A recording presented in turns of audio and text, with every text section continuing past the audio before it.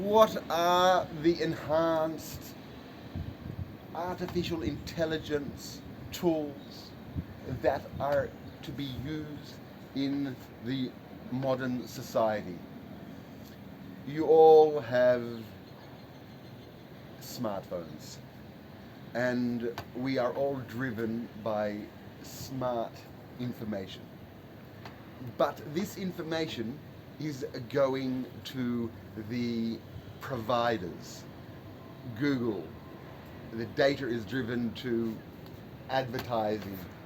The data is driven to stations which can use your data in a way that suits them. And this is all done under an umbrella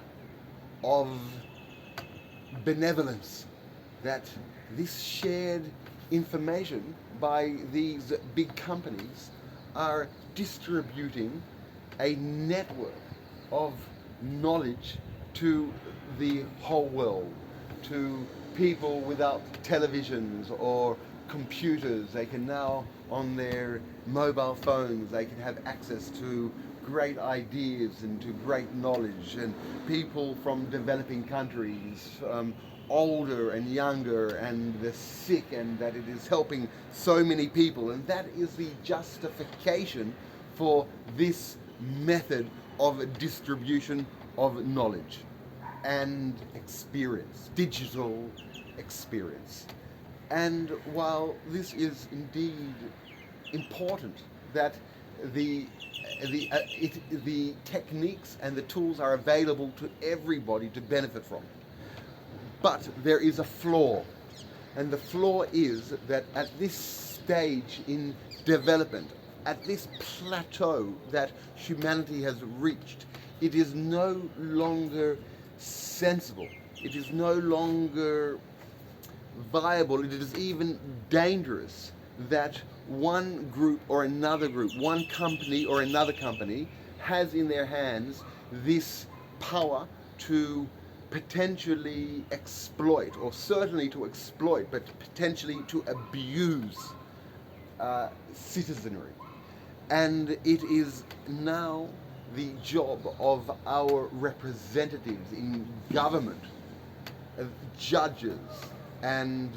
parliamentarians and senators and representatives and even people, leaders, CEOs of these large companies, these influence makers, that they call and that they push by virtue of their conscience, that this is really the only way forward, the distinguishing mark between a free society and a form of even benevolent dictatorship. A free society, which are the core, the treasures of our culture, call for, hold as most valuable the individual wishes which are expressed through prayer to the Almighty, that the Almighty should answer them. And if it is good enough for the Almighty to answer their individual calls, that is a duplicate or a representative ideal for governance, or for people to to assist each other in achieving their goals. And so the projection of the religious ideal of prayer, of God addressing, hearing and addressing and assisting one's individual's will according to their individual circumstances, and that being an encouraged posture to be in, to pray, to supplicate, to request, to identify, to in every way to deal, to barter, to trade, to get what one wants. That is at the core of the religious and intellectual and psychological infrastructure of the enlightened civilization, and that is to accept one's wishes, but also the idea of one's satisfaction. That too is a core idea at the basis of Hebrew, Christian, and Islamic thinking, and to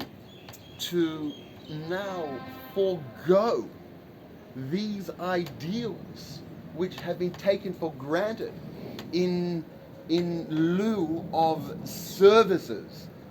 That seems to be a hard deal. Instead, our representatives should ensure machinery, to build machinery, to have these companies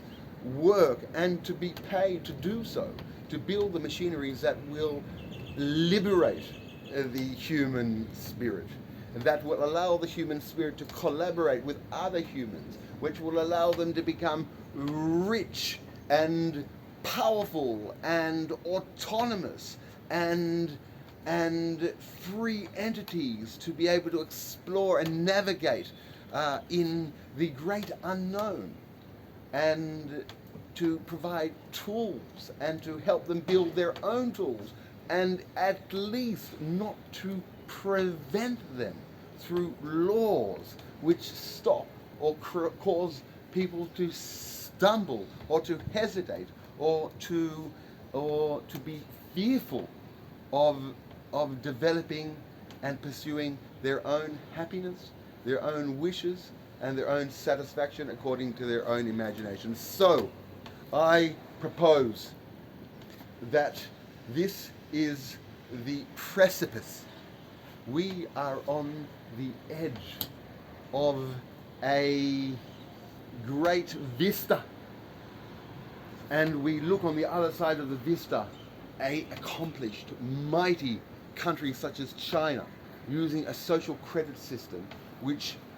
forces the population to obey cultural mores that are advised by the party. And we also observe that the great Chinese population, with their wonderful and rich and elaborate culture, are somewhat satisfied with this system, because it is a sustainable and a system that works. And if we do not provide another system that not only works but also creates so much disproportional synergy and until now uncountable and unbucketable wealth, then we don't have a good claim against the Chinese experiment. So we need to stop sitting on the fence and to articulate a Western vision for the use of artificial intelligence, the use of mass data, the use of algorithms and protocols for advanced robotics and for sciences, in a way that will serve the individual and will enhance the individual spirit, and that will empower and will allow for a trans-operation of the human imagination with other humans for the flowering of many wonderful societies and civilizations and peopledoms